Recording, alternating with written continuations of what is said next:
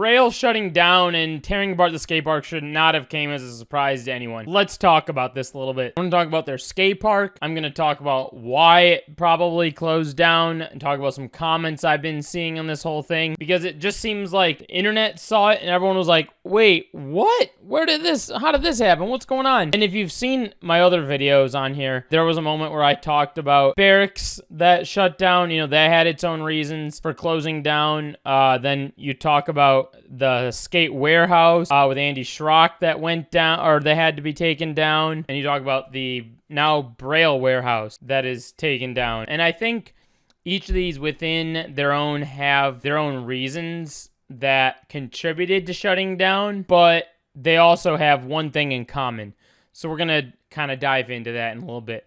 But first, we're talking about the Braille skate park or Braille warehouse, whatever you wanted to call it here. This is definitely on the more positive side of things, even though it's hard to look at it that way. It's a little bit hard for me to look at it that way too. I was filtering through comments, seeing people saying, oh, if it weren't for, the content being done at the Braille warehouse, then, I wouldn't have picked up a skateboard today. Or I saw comments, people saying, I'm 40 now, but, when I was 28, I first saw you posting this and that, and then I saw you grow into the warehouse, and all these comments like that. It definitely was a place that I think inspired a lot of people to get out and skate, or maybe even make their own skate park, or they did all the creative things inside of the skate park. In fact, Braille has had content outside of the skate park before too. And so it lends the question, does this skate park actually have a big impact on Braille's content, or can they still do their content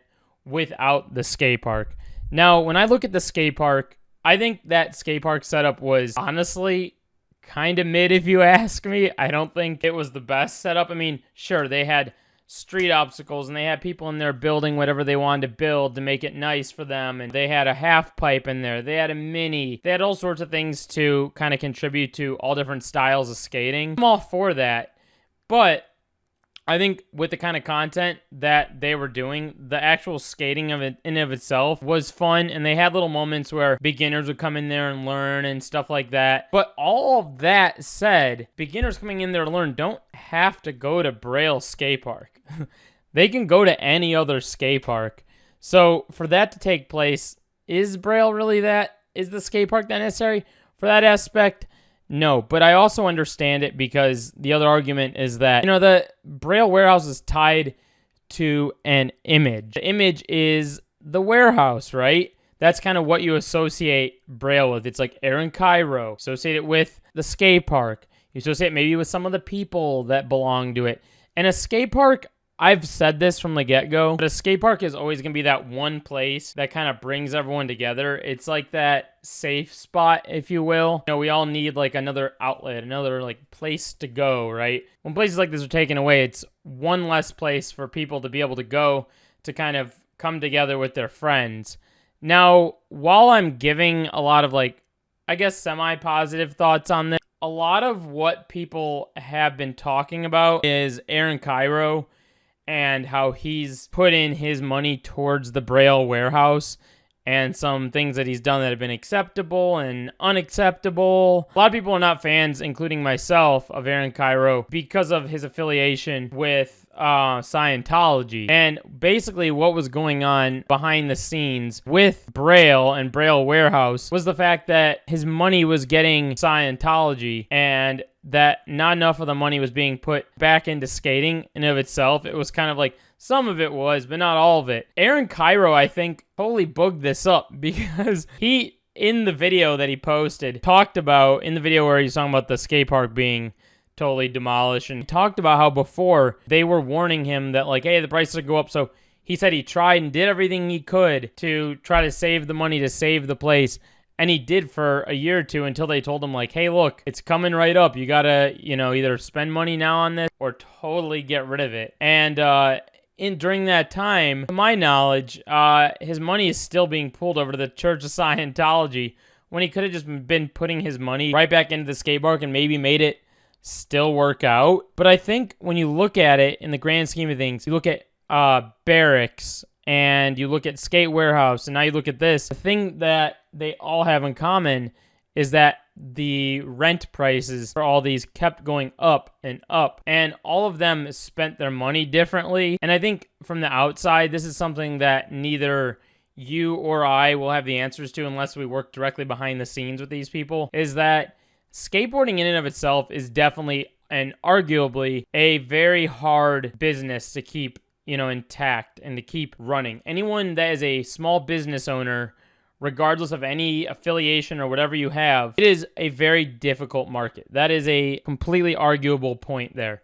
But having said that, there are ways that people do find to keep things going, right? There's all sorts of ways that you can kind of expand your business and make it more profitable for yourself, right? At the end of the day, I think Braille was losing more and more fans and losing people due to people growing up and not really being interested in Braille anymore. And now that the new generation was coming in and people are finding out about the Scientology thing, it really kind of scared them away. And when I was reading through comments, I saw some comments that were saying like, Scientology never affected me. It never ruined my life in any way. And while I can look at that comment and be like, yeah, that's true, it didn't, like, my day-to-day life didn't change because of Scientology, right?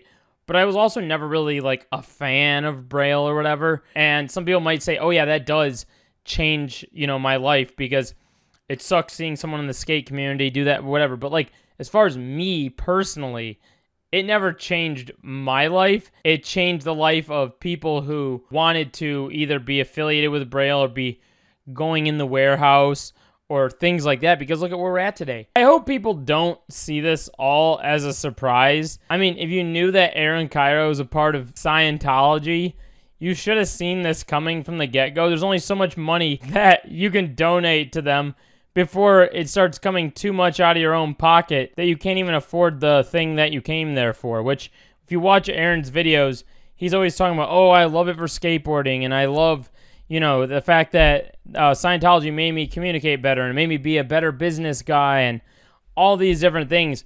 But really, at the end of the day, if you're asking me and my own personal opinion, I think it's just kind of bullshit. So I think overall, this all points to who's in charge of the skate park and how they're spending that money, right? Because Braille, obviously, a lot of the money went into Scientology, and you could argue, like I'm arguing, that money could have been put into Braille to keep the skate park alive for when the rent prices went up, right? And each skate park had their own thing in common, whether it was like a fall off over time because of lack of interest or, people getting older or whatever it might have been. Even when you look at something like the Barracks, that's a whole nother situation of itself, and maybe how they spent their money and why that skate park kind of fell. And maybe, you could argue they were spending their money right. It just didn't work out because of the cost. It got way too high. Things like that. There's all sorts of different situations for each of them, but in this video, it's specifically about the Braille warehouse. And I think that Braille is going to be probably, quote unquote, fine without it. It might have an impact on people who liked the actual Braille warehouse and people maybe that skated it. You look at people like Ricky Glazer who were skating it for a while. You look at, Mowgli, who is skating it for a while. There's other people that were involved there that I think it's going to have like an immediate impact on, and they're going to feel that for a while, especially, obviously Aaron Kyro. But I was never really like a fan of Aaron Kyro, so to speak. In fact, there was even a video on my TikTok where I didn't even like really get who he was or what he did or anything that I posted during COVID because I didn't care about him.